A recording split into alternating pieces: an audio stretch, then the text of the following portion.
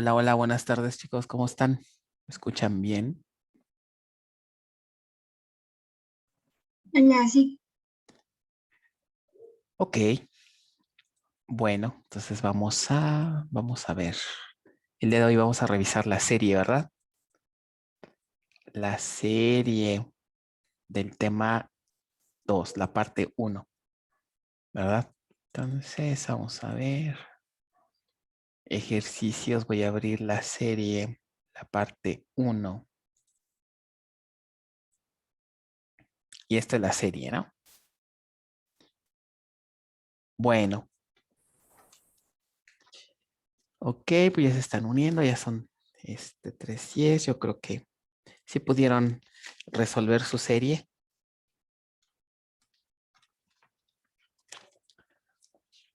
creo que sí. Sí, la parte uno.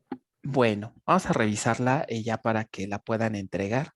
Y el día de mañana, mañana quedamos que revisamos la parte 2, ¿verdad? La parte 2. Y porque pues ya acabamos el tema 2, ¿no? Entonces, vamos a ver. Vamos a empezar con lo que sería el ejercicio número 1. Estoy esperando a ver si se unen unos cuantos más, pero parece ser que ya son 3:10. Mm. Pues vamos a empezar. De todas maneras, pues después ya que ellos revisen su serie, ¿no?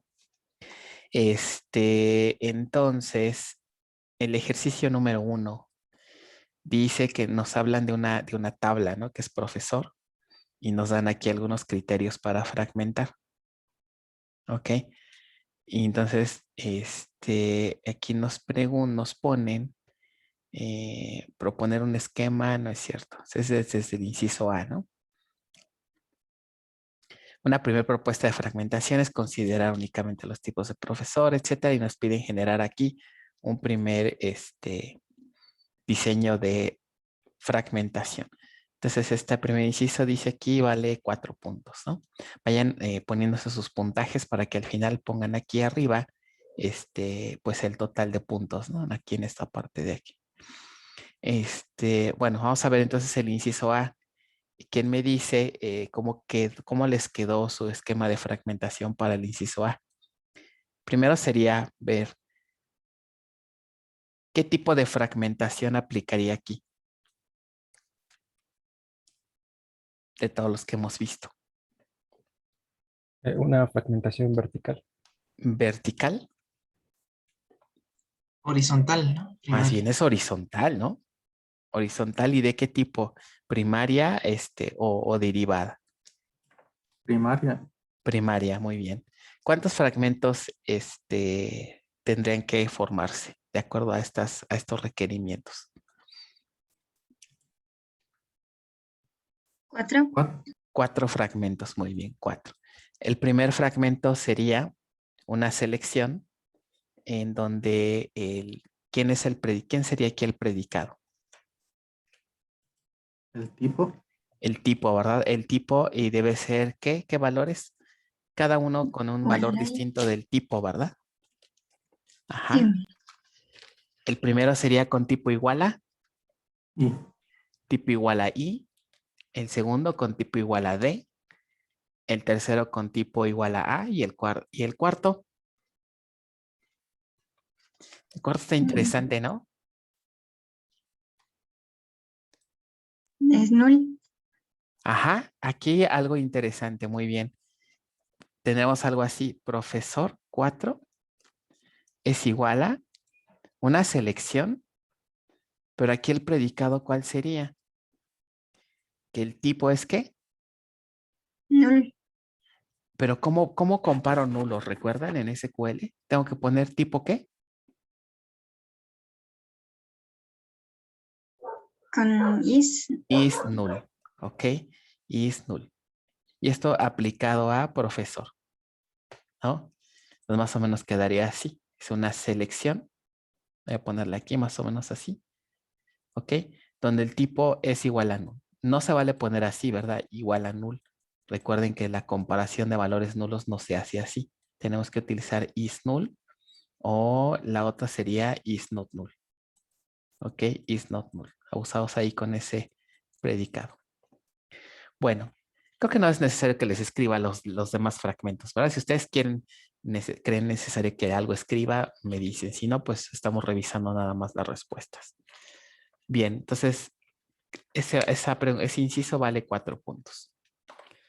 Vamos ahora, si no hay dudas, con el inciso B, generar la expresión de reconstrucción que permita recuperar todos los datos de la tabla original. ¿Cómo les quedó esa expresión? Está sencilla, ¿no? ¿A qué sería igual el inciso B? ¿Cuál sería la respuesta del inciso B? Una unión de todos los segmentos. Es una unión, ¿verdad? Tenemos que poner ya algo así como profesor igual a profesor 1, unión profesor 2, unión profesor 3, unión profesor 4. ¿Ok? Ya sería el inciso B que vale 2 puntos. Muy bien. El inciso C dice lo siguiente. Considerando la siguiente tabla de datos, generar los n fragmentos, es decir, las subtablas profesor 1 y profesor 2, con base a los criterios de fragmentación. O sea, aquí es como si ya estuviéramos consultando los datos de cada fragmento. Entonces, tendríamos que crear una primer tabla, ¿no? Una primer tabla que se llame profesor 1, ¿no? Vamos a ponerle, por ejemplo, profesor 1. ¿Y qué columnas tendría respecto a... ¿Habría alguna diferencia en cuanto a columnas respecto a la tabla global? No, serían las mismas. Las mismas, ¿no? Las mismas columnas, porque es una fragmentación horizontal, es decir, tiene sus 5 columnas, ¿no? 1, 2, 3, 4. Bueno, aquí ya me fui muy allá, ¿no? Pero bueno, 5 columnas. Esta ya no. ¿Ok? Y vamos a analizar para el primer fragmento que aquí el orden no importa. Puede ser que el fragmento 1 tengan otro predicado, pero para el fragmento en donde el tipo es igual a i, ¿quién me dice qué registros deberían de estar?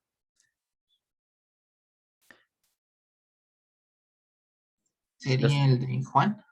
Ajá, que serían los profesores 1 y 4, ¿están de acuerdo? Ajá. 1 y 4. Muy bien.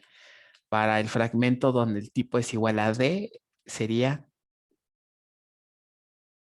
2 y 5. 2 y 5. ¿Ok? Entonces ahí tienen que hacer, o sea, para cada fragmento tienen que dibujar su tabla con los datos, ¿no? Para el fragmento 1, el fragmento 2, el fragmento 3 y así sucesivamente, ¿no? Para el fragmento donde el tipo es A, nos quedaría ¿qué registros? El 3 de Luis. El nada más uno, ¿no? Que es el de Luis, exacto. Y para profesor 4 sería el 6 y 7. 6 y 7, ¿ok? Muy bien. Entonces, eso sería el inciso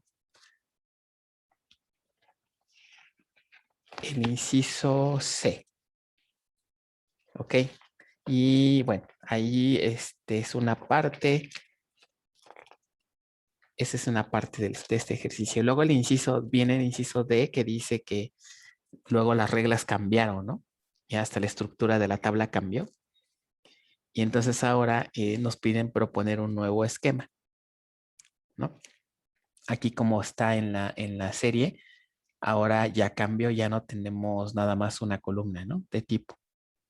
Ahora se divide en varios porque ahora la regla dice que un profesor puede tener varios roles, ¿no? Puede ser investigador, puede ser admin o puede ser directivo al mismo tiempo, ¿no? Entonces ahora la regla dice que profesores de nuevo ingreso, sin roles asignados, se reubicarían en el sitio 1. Profesores con un solo rol en el segundo y con más de un rol en el tercero, ¿no? Entonces aquí nuevamente tenemos una fragmentación de qué tipo? Otra vez horizontal primaria, ¿no? Pero ahora lo interesante aquí sería ver los predicados, ¿no? Por ejemplo, nuevamente aquí en este inciso tendríamos profesor 1 igual a, ¿quién sería profesor 1? Voy a ponerlo ahorita así de manera general, Profesor 1 pues va a hacer otra selección, ¿no? Y ahora aquí le vamos a aplicar un predicado 1. Y este predicado 1 lo vamos a aplicar a la tabla global profesor, ¿no? Aquí lo interesante sería es cómo definieron al predicado 1. ¿Alguien tiene alguna propuesta? Predicado 1. Predicado 1 va a estar formado por qué expresión. A lo mejor lo pongo con texto.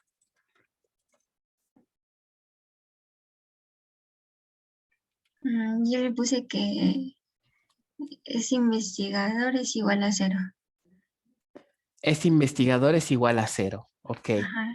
Y luego una and. Ajá. Igual a 0. And. Es admin igual a 0. Ajá. Y and es directivo igual a 0.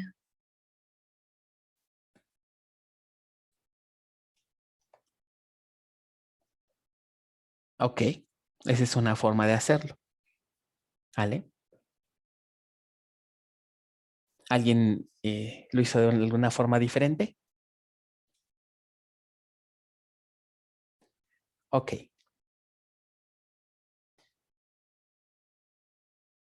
Muy bien. En este caso, bueno, fíjense que en este manejador, no sé si ustedes sabían, ¿por qué 0? El tipo de dato que ven en la tabla que dice bit, ¿no? Pero ese bit, cuando ya se pasa a la base de datos, puede que sea un valor booleano, ¿no? Por ejemplo, una tabla que tiene un valor booleano, hay algunos manejadores que si yo le pongo el tipo de datos booleano o boolean, pues funciona, ahí los valores no son 0 y 1, sino aquí los valores son true y false. True y false. ¿Ok? En el caso muy particular de Oracle, no como tal, en SQL básico, no existe este tipo de dato. En Oracle, por ejemplo, lo que se hace es que se guarda un numérico, un valor numérico, number, de 1. Y la convención que se tiene, bueno, normalmente como se trabaja es que si el valor es 0, significa que es un false. Si el valor es un 1, pues significa que tenemos un true. Pero en estricto sentido, lo que se guardan son valores numéricos. ¿Ok? ¿Qué pasaría con esta expresión si realmente nos regresaran valores booleanos? En lugar de poner 0 y 1, ¿qué tendríamos que poner aquí? False. Ajá, por ejemplo, aquí tenemos que poner false. Esa sería la otra, ¿no? False. Igual aquí, ¿no? False y false. ¿Ok? Y false. Muy bien. Entonces, este sería nuestro primer predicado. Después, ¿qué pasa viene el segundo predicado, ¿no? El segundo predicado dice que si tiene al menos un rol, entonces se va al otro nodo, ¿no? Entonces, ¿quién me dice cómo quedaría el predicado 2? ¿Qué se les ocurre hacer ahí?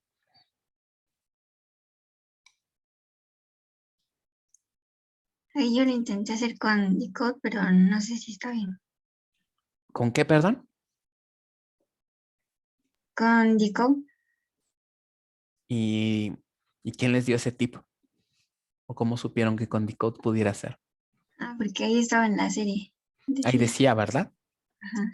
¿Qué decía en la serie? Que era como un tip, ¿verdad?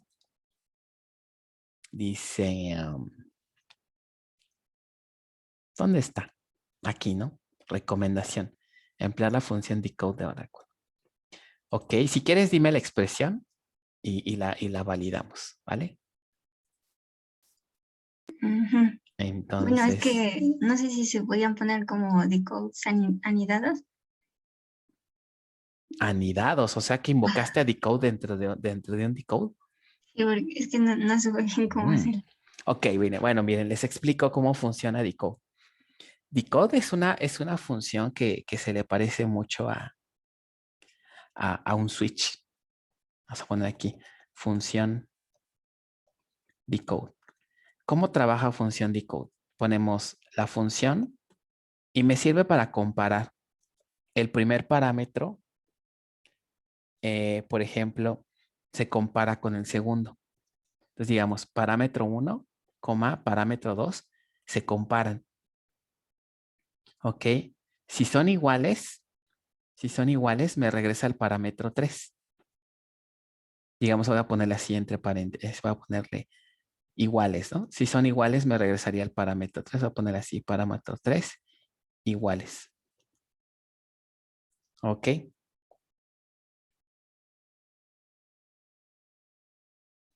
Y si no coinciden, me regresa el parámetro cuarto, es decir, cuando son diferentes. Diferentes. Es lo que hace la función. ¿Ok? Entonces, por ejemplo, para el segundo predicado podríamos escribir esto. Fíjense lo que voy a hacer. Predicado 2, asumiendo, por ejemplo, aquí que me regresa valores booleanos, true y false. ¿Ok?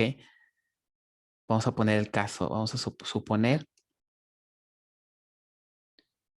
que la base de datos regresa valores booleanos. Valores booleanos. Entonces, fíjense lo que puedo poner. Puedo poner decode. El primer parámetro sería que es investigador. ¿Qué posibles valores puede tener este atributo? True y false. Entonces, fíjense, si es true, ok, lo voy a comparar con, o es más, fíjense, podría ser con los mismos números. Si es 1, bueno, para que se entienda mejor, si es verdadero, voy a decirle que decode me regrese 1. Pero si no es verdadero, voy a decirle que me regrese 0. ¿Ok? Entonces, ¿qué pasa si esto lo sumo con la otra columna? Decode, y ahora le pongo es investigador. No, perdón, investigador ya la hice. ¿Es qué? Admin. Igual le pongo true. Si es true, me va a regresar 1. Si es false, me regresa 0. Y luego la sumo con la otra. Decode es directivo, coma true, 1, coma false. Más bien true, coma. Aquí ya me equivoqué, perdón.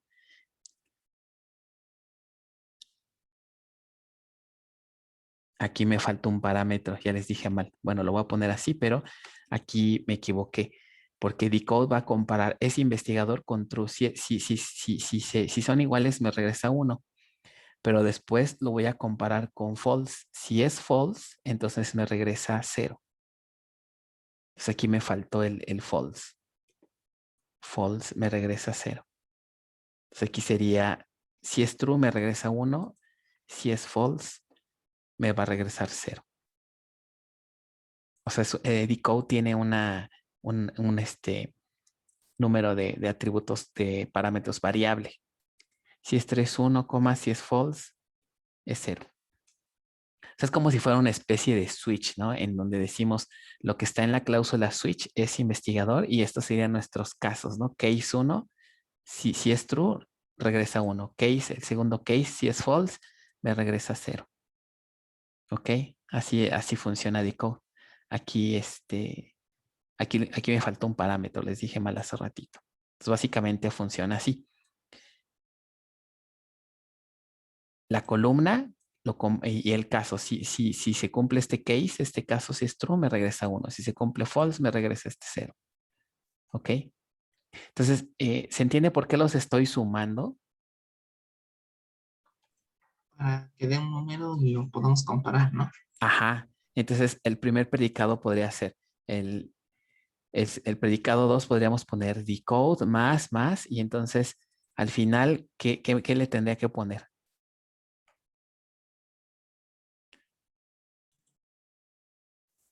Tengo la suma, ¿Igual a ¿no? 1? Ajá, igual a 1. Y ya tengo el primer predicado, ¿no?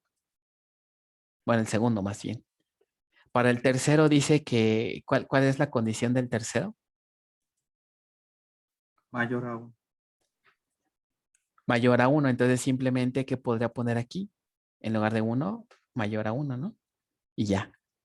Entonces ya no tengo que hacer, porque de la otra forma tendría que ser las combinaciones posibles, ¿no? Porque puede ser que uno sea true, otro sea false, entonces tengo que hacer las combinaciones de las variables booleanas. Pero así como está, pues puedo utilizar esta técnica, ¿no? De hacer la suma. ¿Ok? ¿Sí se entendió entonces cómo funciona decode? Sí. Muy bien. Ok. Entonces, así puede ser que lo hayan hecho así o si lo hicieron con todas, porque si lo hubieran hecho con todas las combinaciones, ¿cómo hubiera quedado, por ejemplo, el predicado 2? Allá no me ocupo aquí, voy a tener que copiar. Predicado 2 lo tengo así, lo voy a poner acá en una nueva.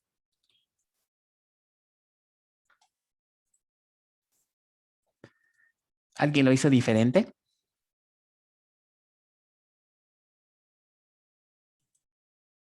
Sí, yo usé decode, pero en vez de sumar los dos, puse NORs.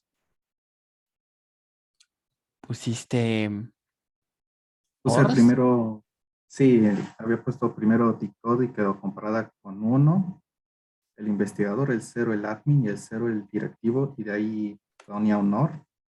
Y luego ya ahí movía el 1 a admin, el 0 lo compraba con investigador y el 0 con directivo. O sea, eran las combinaciones posibles. Las combinaciones posibles.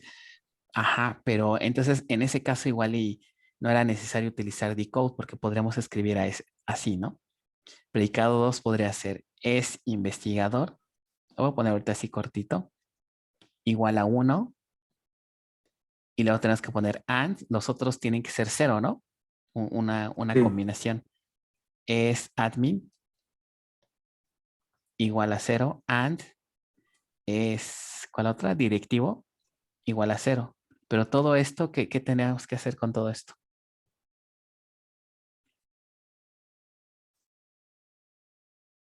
Hacemos un OR, ¿no? Y ponemos la otra combinación. Hacemos un OR y ahora pondremos esto. Y a lo mejor aquí, es más, voy a empezar como si fuera numeración binaria, ¿no? Podría ser 0, 0 y aquí le ponemos 1. ¿Qué otra combinación me interesaría? Que a lo mejor, ¿quién es 0? A lo mejor que esta es la que está prendida, ¿no? La de en medio. Así. Y este es 0. Y la última combinación, ¿qué sería? Que la que está prendida es justamente esta, ¿no? Cualquiera de las tres son válidas, ¿no? Nada más que aquí le falta algún detallito, le falta esta expresión para que ya sea correcta. Los paréntesis, ¿no? Ajá, es muy importante no agrupar aquí los paréntesis porque si no, no vamos a obtener el resultado deseado, ¿no? Primero hay que evaluar las ands y luego ya después hacemos or entre ellas, ¿no? Tendría que ser una cosa así. Esto hubiera sido la alternativa si no usamos decode, ¿ok? Más cortito con decode, ¿no? ¿Ok? Bueno. Y todo esto ya sería que igual a 1, ¿no? Aquí el detalle viene cuando dice que el rol es mayor a 1. Cuando es mayor o igual a 1, ¿qué pasa si lo hacemos de esta manera? se aumentan las combinaciones. Aumenta las combinaciones, entonces se vuelve más tedioso y ahí decode pues nos ayuda. Por eso fue ese tip de que le recomendaba usar decode. ¿Ok? Bueno, ¿dudas, preguntas de esto?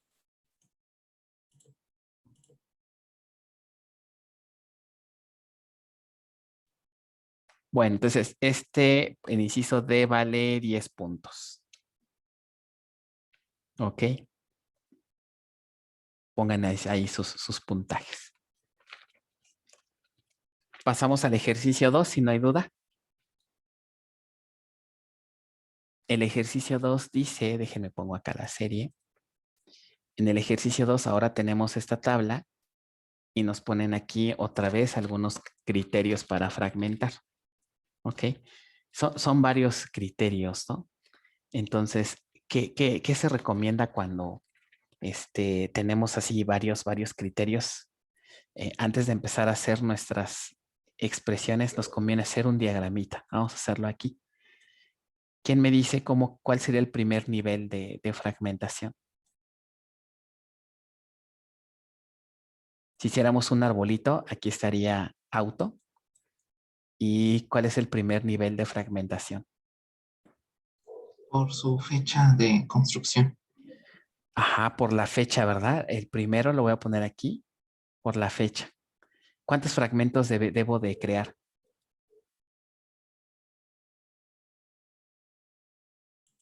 5, ¿no? Bueno, esos son en total, ajá, en total, pero en el primer nivel, porque me pide, son varios niveles, ¿no? Sí. Porque En aquí el primer nivel 2. los da por orden. Primero serían 2, muy bien. Este sería ya el primer fragmento final, que es A1. ¿Qué característica tiene A1? La fecha, ¿no? Ok. ¿Qué nos decía del primer criterio? ¿Qué pasa con la fecha? ¿Cómo debe de ser? Menor a marzo del 2010. Menor a marzo del 2010. Entonces debe ser menor a marzo del 2010. 2010 lo voy a poner así, del 03. 2010 del 03. Ok. Está en nuestro primer fragmento. Ahora, ¿cómo deberíamos de llamarle a este otro?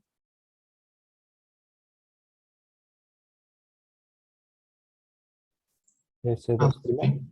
Este tiene que ser el famoso A2', ¿verdad? ¿Por qué A2'?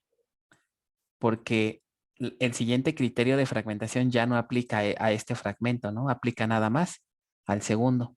O sea, tenemos un primer nivel de fragmentación que sería A1 y A2'. Y este es una fragmentación horizontal. Y luego, ¿qué sigue? De acuerdo a las reglas, dice que una vez que tenemos a A2', ¿qué hacemos con A2'?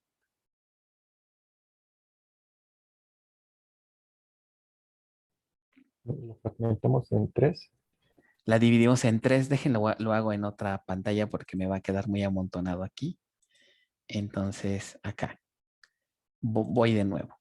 Entonces, primero tenemos una cosa así. Primero en 2. Y dijimos que este es A1. Y entonces, este va a ser ¿quién? A2'.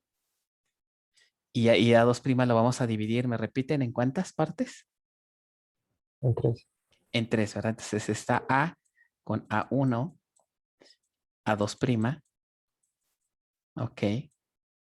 Nos quedaría una cosa así. Y este en 3. ¿Por qué son 3? ¿Qué criterio estamos aplicando aquí? La clave de agencia, que sea de AH, de IAR y de SAZ. Ajá, muy bien.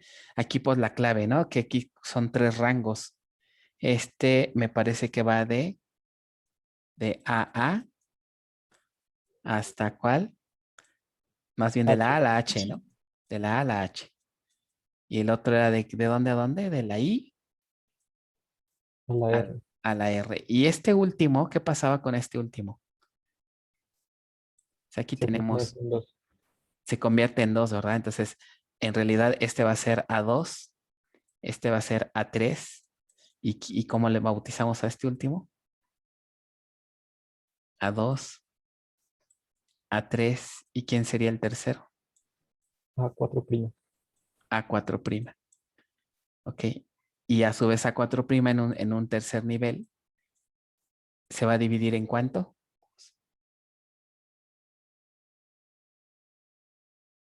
En 2. En 2. Ajá, en 2. Entonces este de aquí sería nuestro A4', pero en realidad aquí ya estaría A5 y ahí no, perdón, sería A4, ¿verdad? A4 y A5. ¿Qué criterio hay aquí?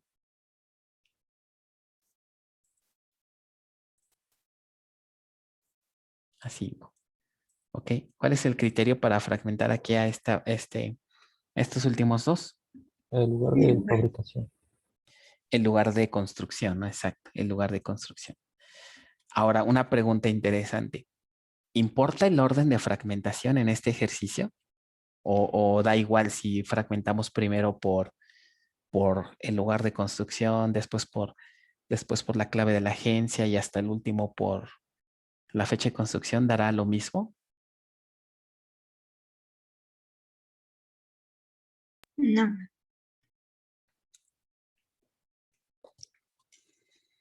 Muy bien, no da lo mismo. Entonces, en estos ejercicios tienen que tener cuidado, ¿no? Hay algunos que sí son conmutativos, en este no. ¿En qué situaciones son conmutativos? Por ejemplo, cuando les dicen que los van a dividir todo en partes iguales. Primero en 2. Ah, bueno, ok, tienes 1 y 2. Y luego en 4. O sea, formamos fragmentos similares. Si es esto, entonces da igual en el orden, ¿no? Como empezamos. Pero aquí no tenemos estos fragmentos simétricos, por así decirlo, ¿no? Entonces no podemos decir que es irrelevante el orden. Aquí sí importa. Entonces vamos a escribir las expresiones. ¿Ok? Aquí yo creo que sí me voy a auxiliar de la herramienta porque son un poquito más. Vamos a escribirlas rápidamente. Entonces voy a abrir aquí el browser.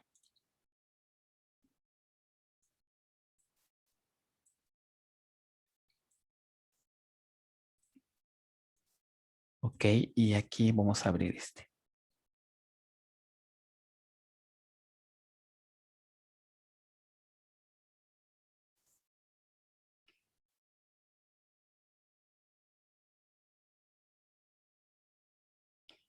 Muy bien, entonces aquí está nuestro archivo. Entonces vamos a poner aquí el ejercicio que sigue, ¿no?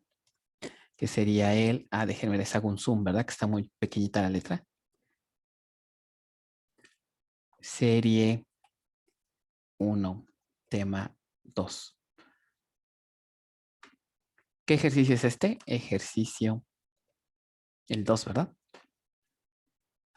Sí. Ok, déjenme, les hago, ¿dónde está el zoom aquí?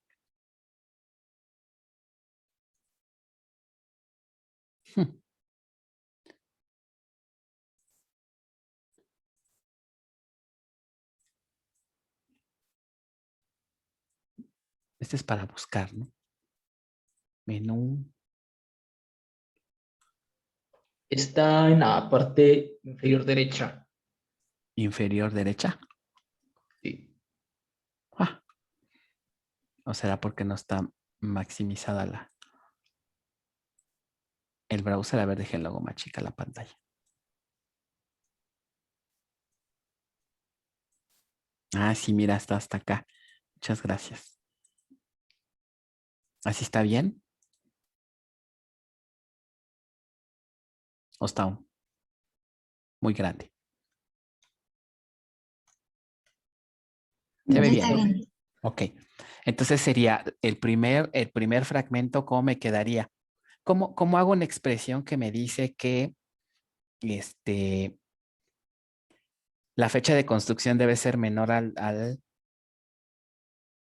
marzo del 2010? Tendría que poner aquí la tabla que es auto A1 será igual a ¿qué? A una selección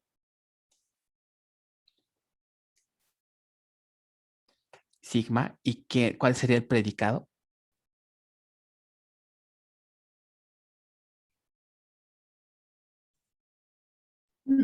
Fecha de construcción menor a... Ajá, la fecha de construcción, pero ¿cómo pongo aquí? Fíjense que el ejercicio le dice que tienen que ser instrucciones booleanas de SQL válidas, ¿no? Entonces tengo que poner la expresión bien. Fecha, construcción, ¿qué? Si dice que tiene que ser menor a ¿quién? a marzo del 2010, ¿cómo comparo? Y yo le puse como to date Ajá. 2010. Menor a un to date. Ajá. Abrimos paréntesis y ¿qué va en el primer, qué pongo aquí? En el primer parámetro. Entre comillas simples, 2010, Ujú, 03, bueno, guión 03, ujú, guión 01, y luego ujú. el formato, ¿no? Y luego el formato, muy bien.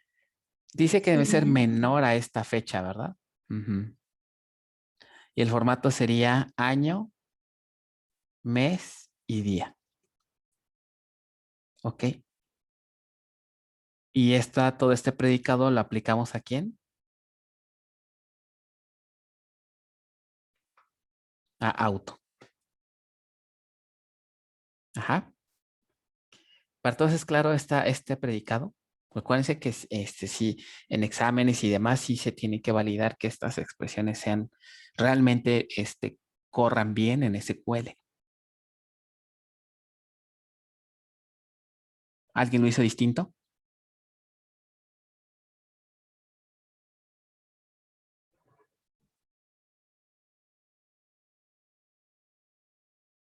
Ok. Fíjense que pudiera haberlo hecho de otra manera. Ahorita les explico. Con ustedes no les llegué a explicar lo que es usar to char y to date. No lo hemos visto, ¿verdad? No. No, profe. No, ¿verdad? Ok. No, creo que no. Entonces, fíjense, voy a hacerlo con el otro predicado. El siguiente, el siguiente fragmento, ¿quién sería? De acuerdo a nuestro diagramita que hicimos. Dos prima. A2'. A2'. Vamos a ponerle A2'. A2'. Y fíjense, otra manera de hacerlo, en lugar de aquí de utilizar un to date, voy a utilizar un to char, pero del otro lado. To char. Ok. Y ahora voy a poner esto. 2000, más bien año y mes, nada más el formato. Y esto lo voy a poner así, que sea menor a, pero aquí ya nada más pondría la cadena.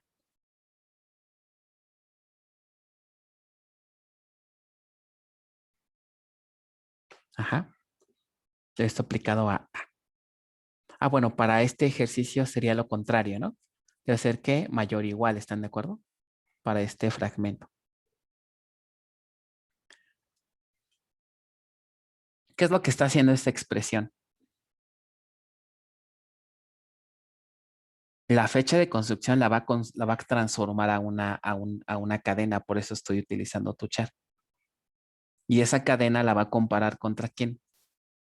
Contra la cadena del lado derecho. O sea, en realidad, en lugar de comparar fechas como tal, estoy comparando cadenas.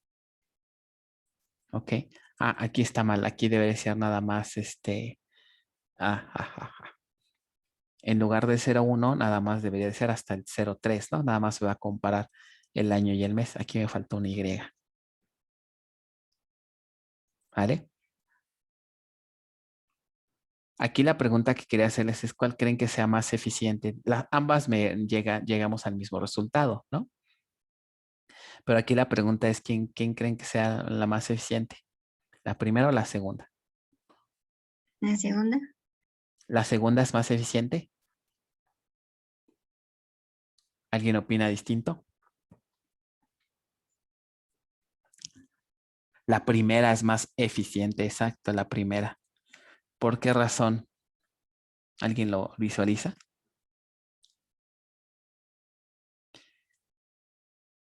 Miren, ¿qué sucede con la segunda? Estamos diciendo que a la función toChar le estamos pasando una columna. ¿Qué significa? Que todos los registros de la tabla auto les vamos a calcular, vamos a invocar para todos los registros de la tabla auto, vamos a calcular la función toChar. Si la tabla tiene 10,000 registros, entonces la función se va a ejecutar ¿cuántas veces? 10,000 veces, ¿no? Para extraer la cadena. Y luego vamos a compararla contra esta cadena y si son iguales, pues ya, o mayor, pues ya, se queda el registro, si no, se descarta. Pero si notan el procesamiento que se hace, o sea, estar aplicándole muchas veces la función toChar a toda la columna para poder compararla. Cosa que acá arriba no sucede, ¿no? ¿A quién le estamos aplicando en este caso aquí el toDate? El toDate lo estamos aplicando. ¿Cuántas veces se ejecutaría toDate en la primera opción? Una vez nada más. Una sola vez y no lo aplico a toda la columna. Entonces, por el simple hecho de cambiar la manera en cómo valido, puedo ayudarle al desempeño, ¿no? A esa consulta para que no se tarde tanto. Esta es más costosa, la de abajo. ¿Ok? Vamos a ver más adelante que aunque tenga esta expresión que no es tan óptima, si por ahí se genera un índice, ¿ok? Si indexamos esa columna de cierta manera, el índice nos va a ayudar a que no tengamos que escanear toda la tabla, ¿no? Y ya no tener que aplicarle tuchar a todo esto. Ese tipo de índices se llaman índices basados en funciones, pero ahorita con que entramos ahí cuál es la diferencia en cuanto a desempeño está bien. Ya después el uso de los índices lo vemos en otros temas. ¿Ok? Un poco más adelante. Entonces, ¿cuál me conviene quedarme? Me conviene quedarme con la primera. La voy a dejar así, pero para que quede ahí el planteamiento de las dos, pero acuérdense que la más eficiente pues sería la de arriba. ¿Ok? Bueno.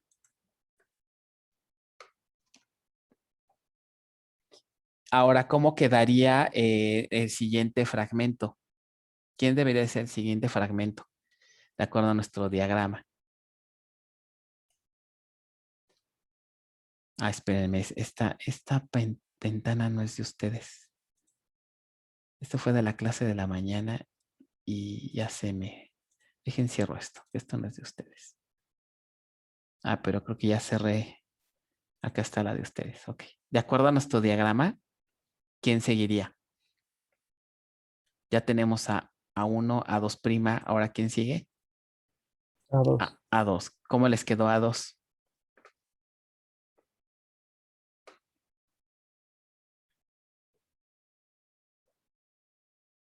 Con una selección Ajá. donde el predicado es lo de la clave de agencia. Lo de la clave, ¿verdad? Pero ahora dice que voy a comparar que pues el primer carácter, ¿no? Que debe de estar entre la A y la Z, ¿no? ¿Cómo puedo poner eso? Con el substring. Puede ser. Ok, puede ser.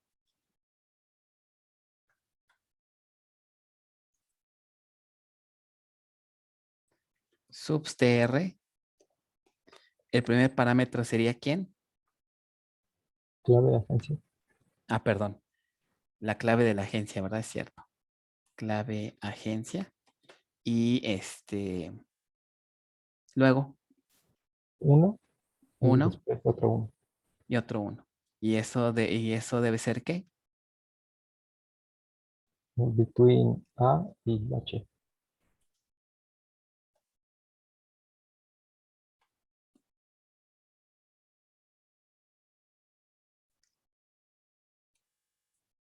H.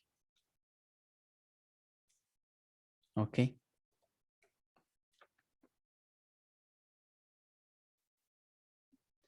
Una cosa así, ¿verdad? Sí. Y este predicado lo aplicamos ¿a quién? A2'. A 2', ¿verdad? A 2'. Muy bien. Ya quedaré así.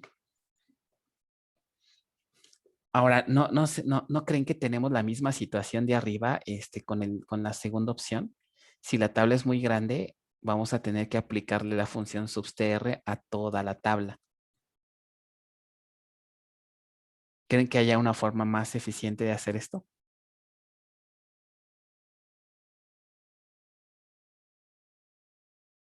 A lo mejor si ponemos clave agencia between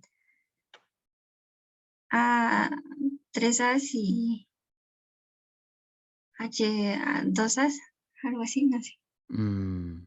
Pero ¿cómo aseguras que van a tener esos valores, no? ¿Qué tal si una clave de agencia tiene A, B, A, por ejemplo? ¿No?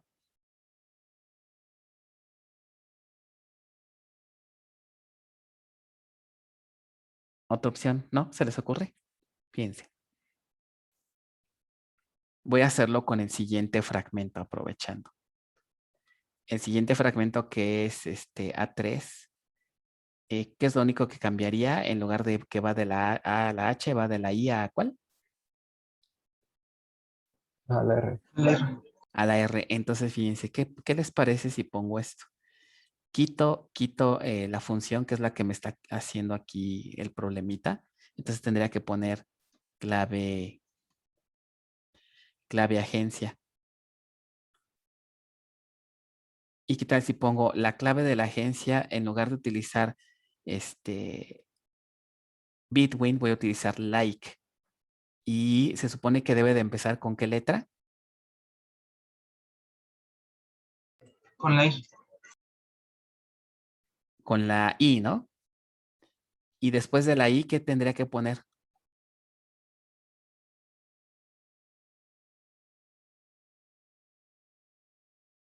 ¿Se acuerdan? Porque puede tener I Por y ciento. otros. Exacto, el porcentaje, muy bien. Ajá. Y luego,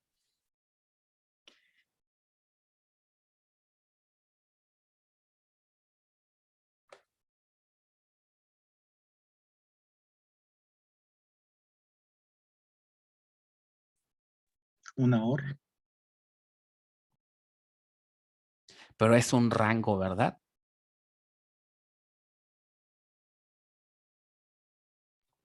Sí, sería hacer OR con todas las letras posibles, ¿no? De la I a la R. Ajá, tenemos que hacer un OR y de ahí me la llevo hasta llegar a dónde. OR, tendría que poner clave agencia, la voy a poner así ahorita. Clave agencia.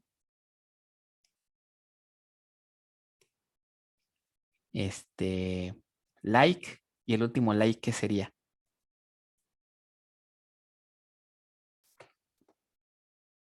La R me dijeron, ¿verdad? Así. Oh.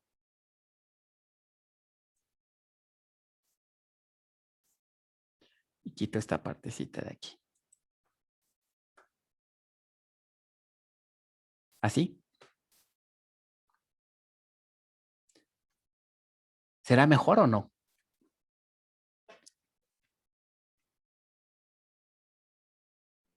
Bueno, miren, ahorita les platico. Sí va a ser un poco mejor porque ya no tengo que invocar esta función por cada registro.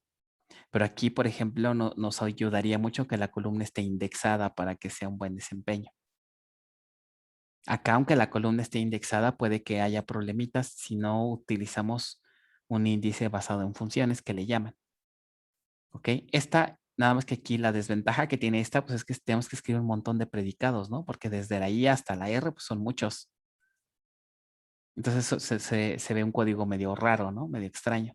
Entonces, tal vez nos podríamos quedar con la primera opción, pero siempre y cuando configuremos bien los índices.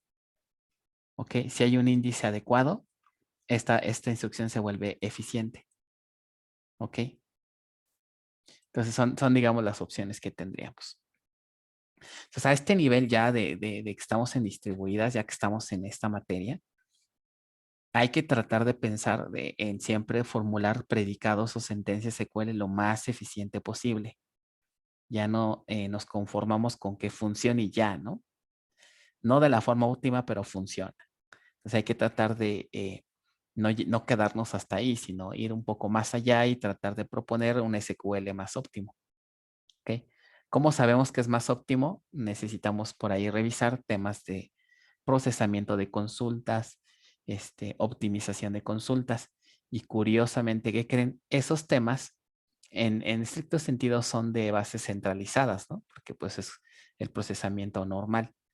Pero aquí en distribuidas también hay un tema que se llama procesamiento, pero en lugar de ser consultas centralizadas, son consultas distribuidas.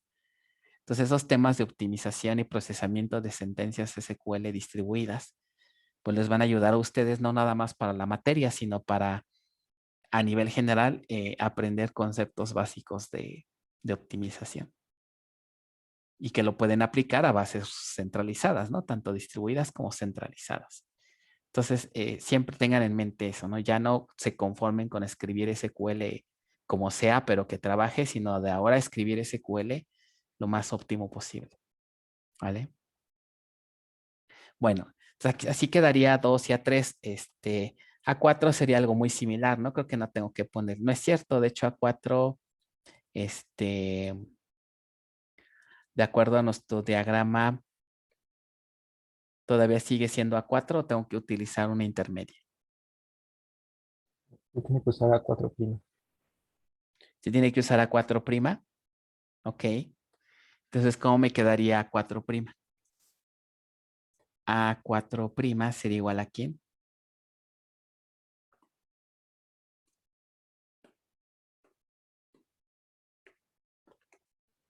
A la clave de agencia, Voy a utilizar esto, ajá. Pero sería ¿qué? Aquí nada más cambiaría, ¿no? S y Z. Ajá. Muy bien. Y ahora sí, ¿quién sería 4?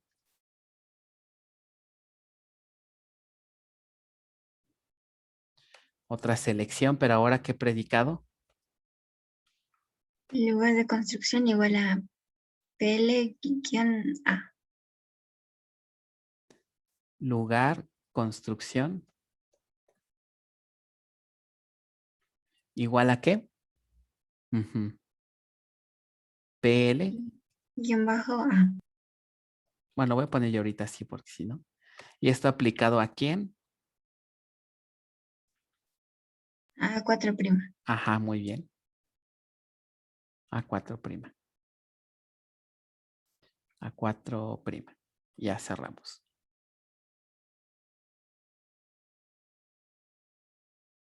Y por último, pues el último fragmento, en lugar de ponerle A, nada más sería ¿qué?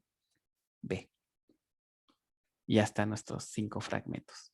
Ya les hice la tarea, ¿verdad? Bueno. Ok.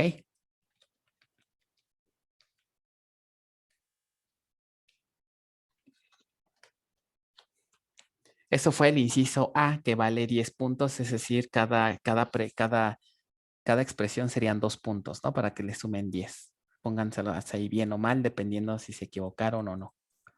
¿Vale? Ok.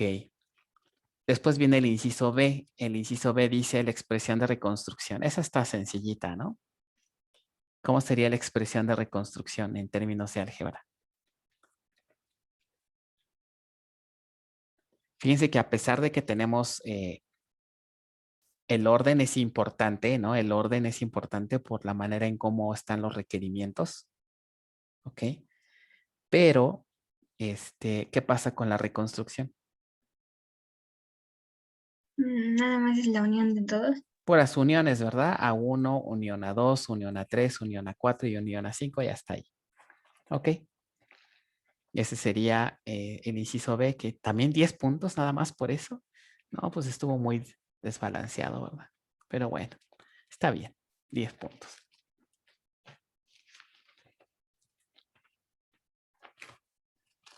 Y ya, creo que ya es toda la serie, ¿no? ¿O me falta? No, ya son Ahí todos. está. Ya es todo. Bueno, ¿alguna pregunta, alguna duda de estos chicos?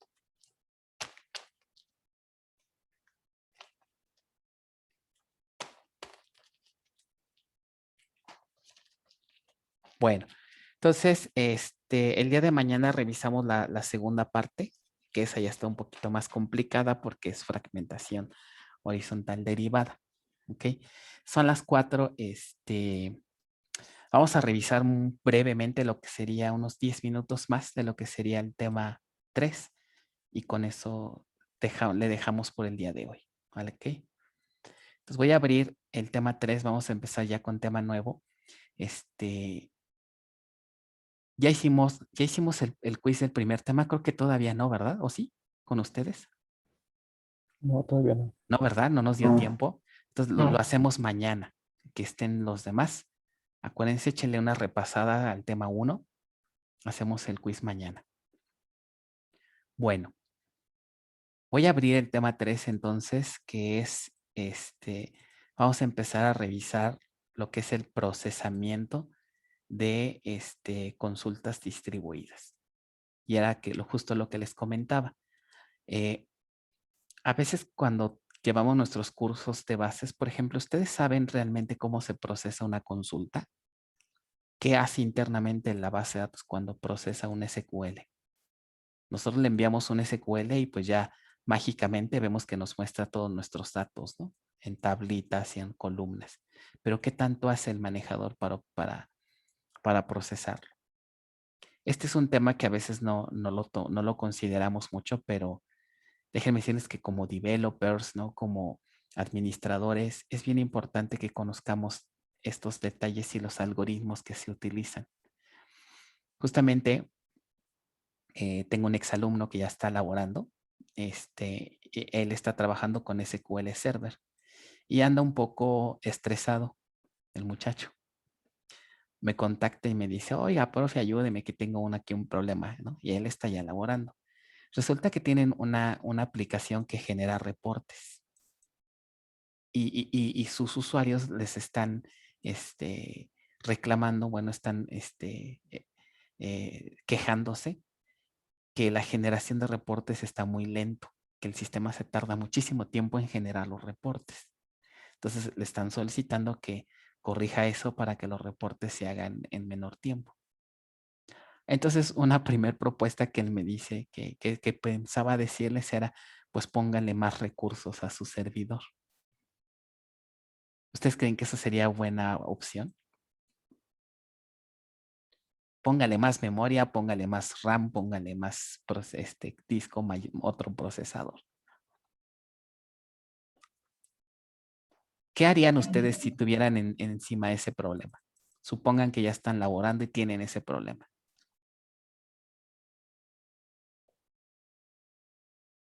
¿No?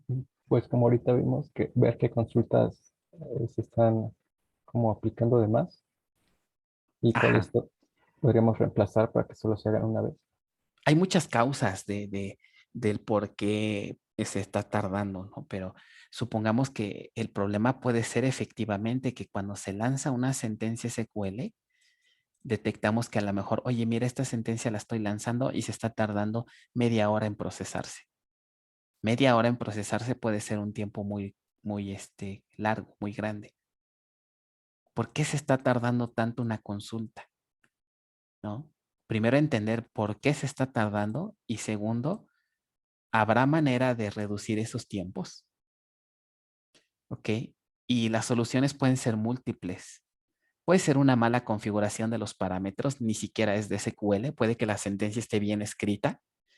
Entonces el problema a lo mejor es una mala configuración de los parámetros de la base de datos. Otra podría ser, ¿qué sería?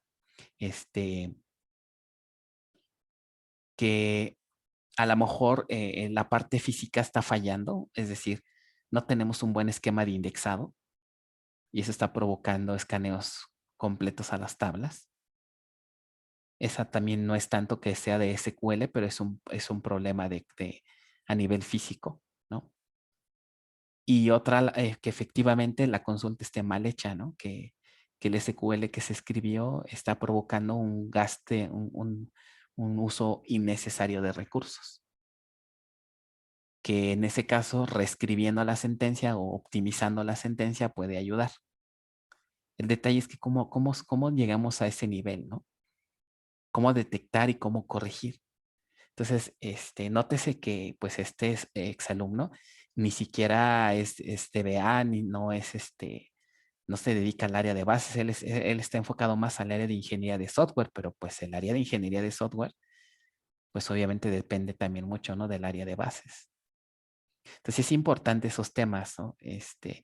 Que entendamos bien cómo trabajan los algoritmos internos. Eso nos va a ayudar a dar soluciones y que no estemos sufriendo. Ahorita este chico pues no sabe ni qué hacer porque no conoce nada de cómo se procesa una sentencia, ¿no? Entonces, por eso son importantes estas asignaturas, ¿no? Que a lo mejor en su vida igual y no les toca distribuir, hacer una distribución así tan loca como las que estamos viendo, ¿no? A lo mejor ustedes dirían, ay, esos predicados están bien, bien exagerados, ¿no? Posiblemente sí, ¿no? En la industria igual y no se hace así, pero todos los conceptos que hay alrededor les sirven para muchas otras cosas, ¿no? No nada más cuando tengan enfrente una base distribuida, sino para, inclusive todo esto se aplica también a bases centralizadas. Entonces, en este tema vamos a ver qué pasa, ¿no? En sí, el tema de la asignatura de la materia no es el procesamiento puro de consultas, sino más bien de procesamiento de consultas distribuidas. Pero con esta materia pasa algo curioso. Para poderles mostrar cómo se hace el procesamiento a nivel distribución, primero tendríamos que entender bien cómo se hace a nivel ¿qué? A nivel centralizado, ¿no? Cuando la base no está distribuida. El problema es que es raro el alumno que llegue aquí a la materia y sepa bien cómo se procesa una consulta. Entonces, de aquí que, pues vamos a tener que ver primero cosas descentralizadas para después aplicarlo a una base distribuida. ¿Ok? ¿Por qué razón? El procesamiento en una base distribuida, ¿no? El procesamiento de una sentencia en una base distribuida es mucho más complicado que en una centralizada. Básicamente porque aumentan los parámetros o las condiciones que pueden afectar el rendimiento. El simple hecho de tener una red de por medio entre nodos, el transmitir datos entre una red son de las operaciones más costosas también que existen. ¿Quién me dice en una centralizada cuál es una de las operaciones que más trabajo o que más costo tienen en una base centralizada? ¿Cuál creen que sea lo que más recursos consume? El O acceso a disco. el acceso a disco. Leer datos de un disco son discos mecánicos. ¿Ok? Entonces, el acceder al disco lleva su tiempo. Entonces, la mayoría de los algoritmos que trabajan sobre la base tratan de minimizar estos accesos a disco. Otro de las cosas que es muy costosa es si la base está distribuida, transmitir datos en una red más o menos equivaldría a hacer lecturas a disco. Entonces, mucho de lo que también se hace en los algoritmos con bases distribuidas es que a pesar de que los nodos estén separados, vamos a tener pocos accesos a los datos. Ahí es donde las bases distribuidas nos ayudan. Debe de estar diseñada de tal manera que los accesos remotos sean los menos posibles. Pero si diseñamos una base y todo el tiempo nos las pasamos enviando y enviando y recibiendo datos, pues lejos de que nos ayude la distribución, nos va a empeorar el sistema. ¿Ok? Entonces, de ahí la importancia que hay que entender bien cómo se procesa una consulta, primero de manera centralizada y después de manera distribuida. El procesamiento lo lleva a cabo un componente muy interesante de la base que se llama procesador de consultas. ¿Ok? A nivel general, ya en bases distribuidas, el procesamiento de una sentencia SQL pasa por estas etapas. ¿Ok? En la primera etapa, normalmente ocurre lo siguiente. Voy a ponerlo aquí en un diagramita. Supongamos nuevamente que tenemos varios nodos, ¿no? Varios nodos. ¿Ok? Y vamos a suponer que tenemos un usuario que está conectado a este nodo y lanza una consulta, un query 1. Esta consulta al apuntar a otros fragmentos puede tal vez hacer referencia a datos que están aquí o a datos que están acá. El usuario le envía al manejador una sentencia que es global, ¿ok? Que es global. Entonces, lo primero que va a hacer el manejador es decir, a ver, este nodo normalmente por default va a ser el nodo, por así decirlo, el nodo coordinador. ¿Por qué el nodo coordinador? Porque este nodo es el que lanza la sentencia. Entonces, primero que nada, aquí en esta parte, el nodo origen, en términos ya de base de datos, se le llama como el driving node. Driving, ¿a qué le suena? Como de, ¿cómo traducen driving? Como el que dirige, ¿no? Como el que maneja una situación, como que el jefe de equipo, como el líder, ¿ok? Entonces, el driving node es el sitio donde empieza el procesamiento. ¿Por qué se le conoce como coordinador o como driving node? Porque resulta que una vez que se recibe la sentencia global, el driving node o en este sitio se tiene que descomponer esta sentencia. Es decir, a partir de una sentencia global, se descompone la sentencia en una serie de sentencias que le llaman localizadas. Estas sentencias ya se ejecutan en cada uno de los nodos. Entonces, al descomponerse en varias sentencias, este coordinador tiene que estar coordinando, ¿no? La ejecución de las sentencias individuales en cada nodo. ¿Ok? ¿Qué pasó con el PDF? ¿Lo cerré o qué? Ah, no, aquí está. ¿Ok? Entonces, básicamente esto es lo que ocurre. En el nodo origen, el driving node transforma primero que nada la sentencia global en términos de álgebra relacional. Toda sentencia primero se pasa a álgebra relacional para empezarla a procesar. A esa sentencia en álgebra relacional se le llama query algebraico. Ustedes recordarán de su curso de bases 1, no sé si recuerdan que cuando revisaron el tema de álgebra relacional, les ponían, por ejemplo, una sentencia SQL, select, bla, bla, bla, y de ahí la tenían que pasar a una expresión en términos de álgebra, o sea, en términos de selecciones, proyecciones, ¿no? Entonces, ¿por qué se hace esa transformación? Vamos a ver más adelante que transformarla en álgebra relacional me da la posibilidad de analizar la sentencia y tratar de encontrar la mejor forma de ejecutarla. ¿Ok? Cuando nosotros escribimos SQL, no crean que así tal cual se ejecutan las instrucciones. El procesador de consultas descompone esa sentencia primero en álgebra relacional y después se analiza para ver qué posibles caminos tengo para resolverla, ¿no? Una sentencia SQL se puede ejecutar de distintas maneras. Solamente que unas técnicas van a ser más eficientes que otras. Entonces, para eso se hace esta descomposición. Ya que se hace esa descomposición, aquí viene un concepto bien importante. El nodo coordinador genera algo que le llaman el plan de ejecución. El plan de ejecución básicamente es descomponer la consulta y decir qué consulta se va a qué nodo, qué consulta se va al otro. Es decir, es como si tuviéramos una tarea grande y la desmenuzamos en tareas pequeñitas, ¿no? Imagínense que nuestro proyecto es, nuestra actividad es remodelar una casa.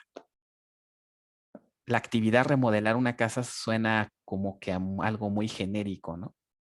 Entonces, si nosotros desmenuzamos esa sentencia en pedacitos, vamos a tener operaciones más básicas, ¿no?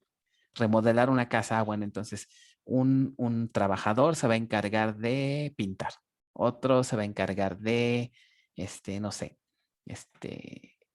tirar alguna pared, ¿no? Que a lo mejor se necesite modificar. Entonces, si se fijan, lo vamos descomponiendo en tareas más pequeñas. Lo mismo ocurre aquí. ¿Ok? Eso se especifica en el plan de ejecución. El plan de ejecución entonces dice, voy a descomponer mi tarea grande en una serie de actividades más pequeñas que van a ejecutarse en un determinado orden y al terminar de ejecutar todas estas actividades ya tengo el resultado. Entonces, toda esta lista de actividades ordenadas se le conoce como el plan de ejecución. Pregunta, ¿alguien de ustedes ha tenido la oportunidad de visualizar un plan de ejecución de una consulta SQL?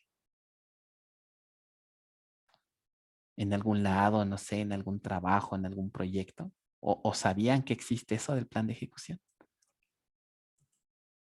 No, realmente. ¿Vale? Ok, entonces esto es vital. Esto es vital para que, por ejemplo, ustedes puedan detectar en dónde está fallando una sentencia SQL. Entonces lo vamos a ver más adelante.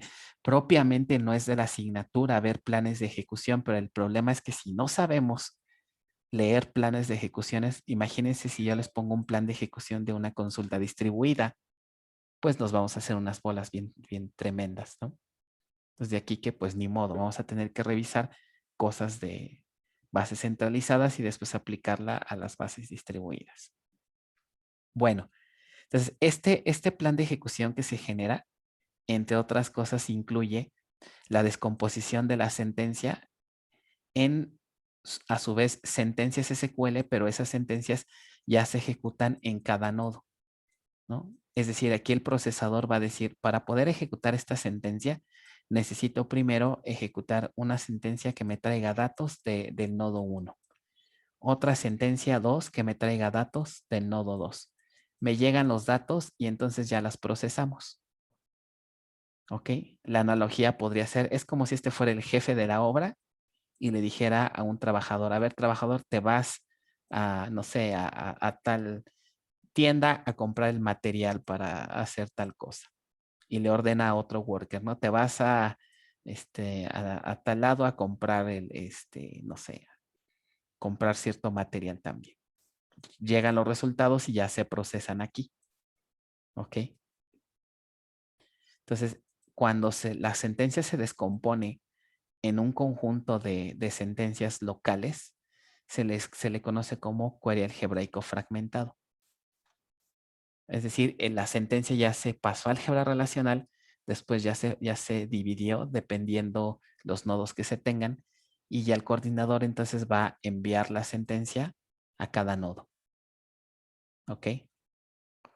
Ya cuando llega la sentencia en cada nodo se hace todavía más optimización, pero esa optimización ya es particular, ya es local.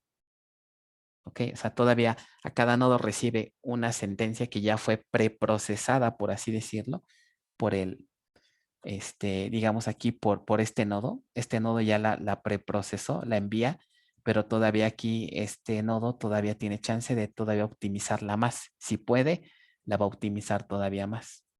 ¿Ok? Entonces, toda esta arquitectura lo podemos visualizar aquí en este diagramita. ¿Ok? Y ya con esto le vamos a dejar hasta aquí, ¿no?